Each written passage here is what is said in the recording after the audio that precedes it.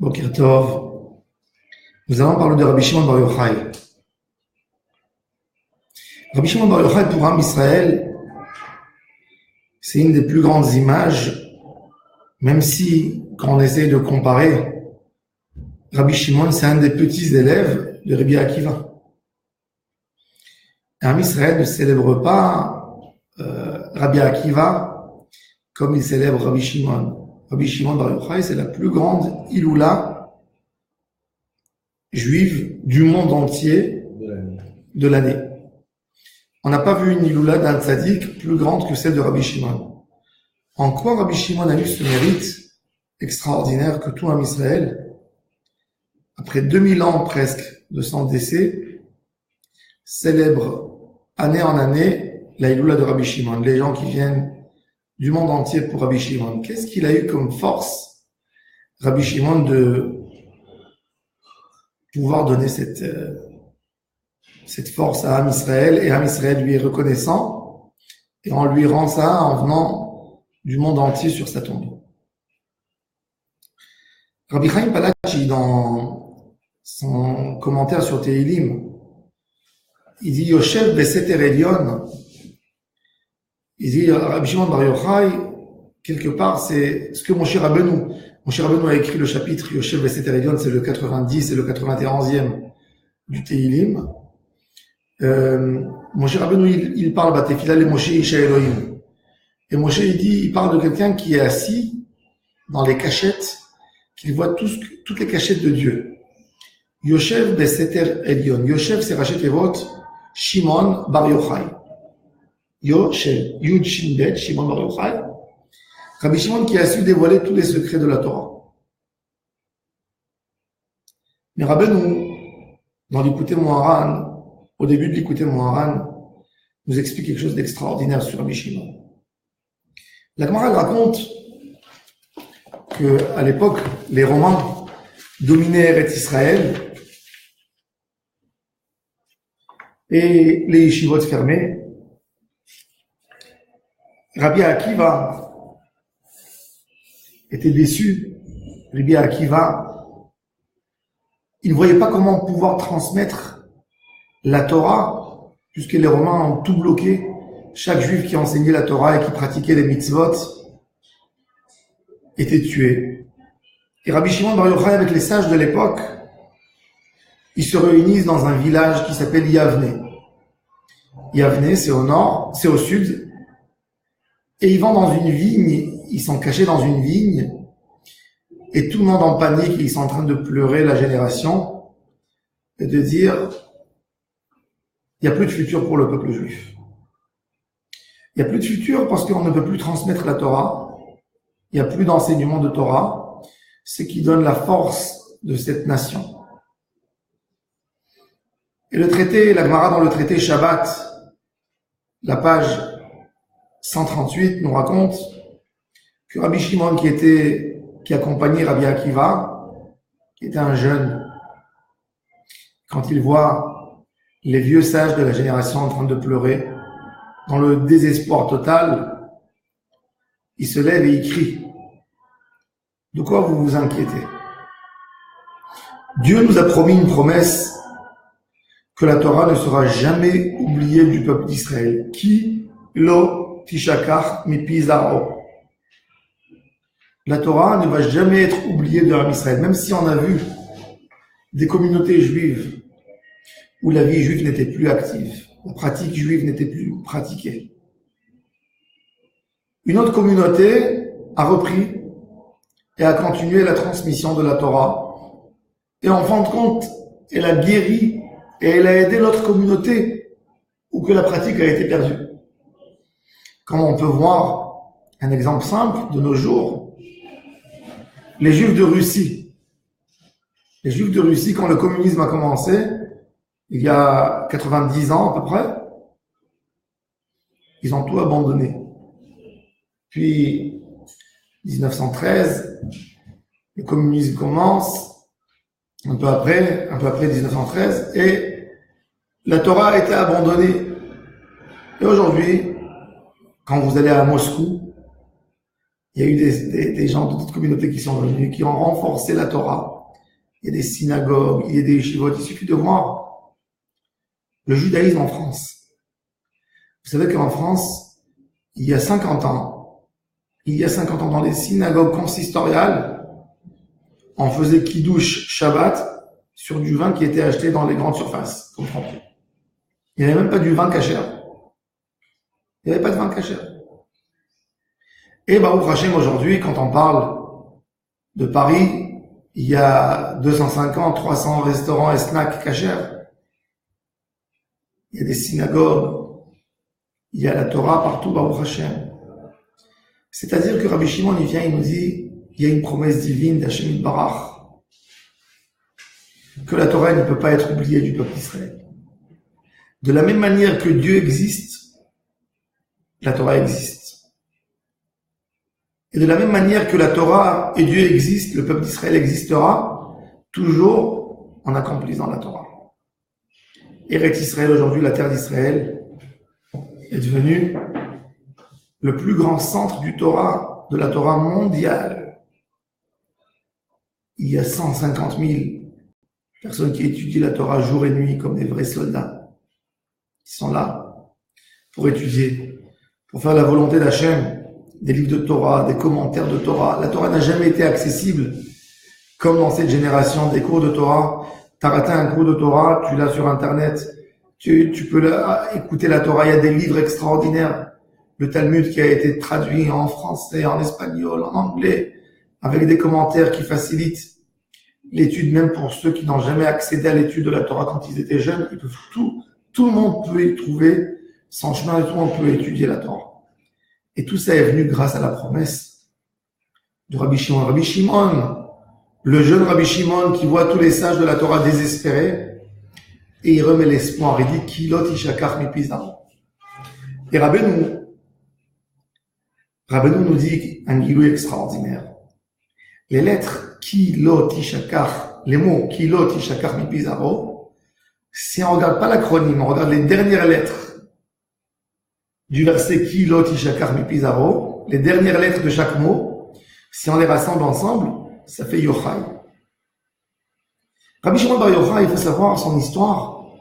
Le père de Rabbi Shimon Bar Yochai n'était pas un sage de Torah, n'était pas un érudit dans la Torah. Il était un homme très simple, un homme qui travaillait avec les Romains. Il était responsable des impôts dans son quartier. Et Rabbi Shimon, qui était jeune, qui voulait aller étudier la Torah, et il rencontre Rabbi Akiva. Et il dit, Rabbi Akiva, je voudrais étudier la Torah chez toi. Rabbi Akiva lui dit, mon fils, d'après la loi, je n'ai pas le droit d'enseigner la Torah. Si j'enseigne la Torah, c'est une peine de mort. Les Romains, ils ont interdit complètement d'enseigner la Torah.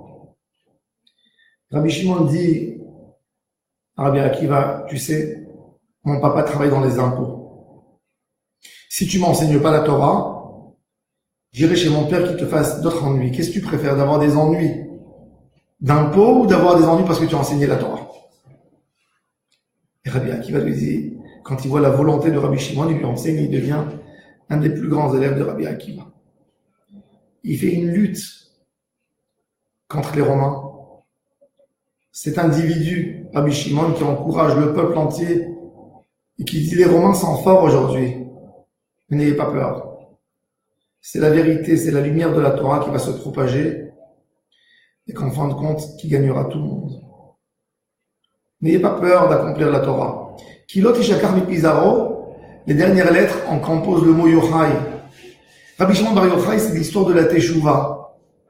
C'est l'histoire du peuple juif, c'est l'histoire de la nation. La nation qui s'endort et qu'en fin de compte, elle se réveille pour Hashem Yitbarach. Rabbi Shimon Bar Yochai nous a dévoilé les secrets de la Torah qui donnent goût à chaque mitzvah.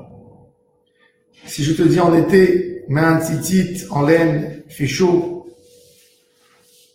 et tu te dis pourquoi mettre ce tzitzit, mais quand tu apprends les paroles de Rabbi Shimon à propos du tzitzit, tu comprends le sens du tzitzit. Tu comprends que ta mitzvah, elle est attachée à des mondes énormes. T'es pas un individu parmi 8 milliards d'individus, que tu n'es même pas comparé comme une fourmi devant ton créateur. Tout dépend de toi. Tout tient sur toi. C'est ce qu'il nous a enseigné Rabbi Shimon. Rabbi Shimon nous a enseigné qu'une petite bougie peut allumer une torche et peut faire un feu énorme qui ramène tout à Israël vers la Torah. Rabbi Shimon, c'est l'espoir et pas le désespoir. Rabbi Shimon, c'est celui qui dit fais ce que tu peux faire, fais. Le Ben Ishraï, un des plus grands érudits d'Am Israël de tous les temps, il aidait aux gens, il leur disait comment il fallait faire teshuva sur leurs fautes. Il y avait un juif à Bagdad, il a fait toute la havéro de la Torah, toutes les fautes possibles, il les a faites. Un jour, il a regretté, il voulait faire teshuva. Et il a dit à son voisin, est-ce que tu pourrais me prendre chez un tzaddik qui peut m'aider à faire teshuva? Et il lui a dit, oui, moi aussi je dois faire teshuva sur plusieurs choses. Je vais aller chez le Ben Ishraï, tu viens, tu t'accompagnes avec moi. Et il va avec lui. Et l'homme pieux rentre chez le Ben Ishraï. Et l'autre entend toute la conversation derrière la porte. Et il entend qu'il lui a dit, j'ai fait une petite erreur, ça et ça. Et le Ben Ishraï lui dit, il faut que tu jeûnes tel jour, que tu fasses ça et que tu fasses ça. Il s'est dit, oh là là. Lui, sur une petite faute, il lui a dit de jeûner un jour, moi que j'ai fait tellement de fautes. Qu'est-ce qu'il va me dire? Il va me détruire ma vie. Donc il sort, il se sauve. Le Ben Ishraï qui voit tout, par Ruach HaKodesh, et qui sort derrière lui, il dit, viens. Il le ramène chez lui à la maison. Il lui dit, pourquoi tu es parti? Il lui a dit, je suis parti parce que c'est trop lourd pour moi la teshuva. Il a dit, non. Rien que répète derrière moi 3 mots. De vidoui, khatati, aviti, pashati. La personne, quand il a prononcé ces 3 mots, commençait à avoir des larmes, et il tombe sur le Ben Ishraï, il s'enlace, et il pleure pendant des heures. Et le Ben Ishraï lui dit, mon fils, de revenir chez Hachem, c'est facile.